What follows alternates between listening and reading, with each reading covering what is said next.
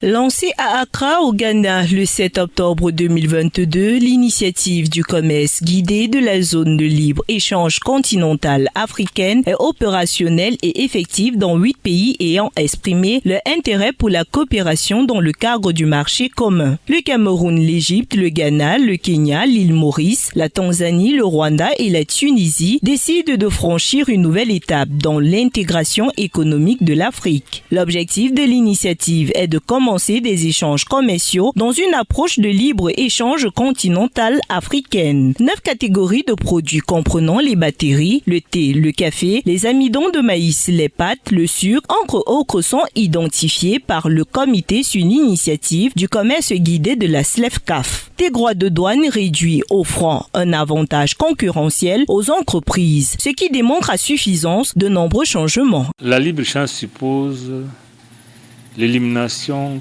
complète ou partielle des barrières tarifaires.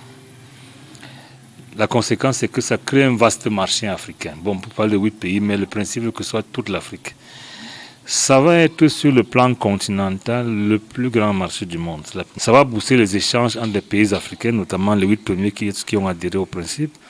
Mais ça va également poser des contraintes infrastructurelles. Vous savez, rien ne sert d'ouvrir le marché si on ne peut pas arriver à être compétitif. Dans le changement, il est possible, mais il faudra que des accompagnements soient nécessaires. Une étape historique et un instrument important qui permet de générer des échanges commerciaux significatifs sur le continent africain. Le secrétariat de la SLEFCAF se dit prêt à soutenir les États membres et le secteur privé dans la mise en œuvre de cet accord.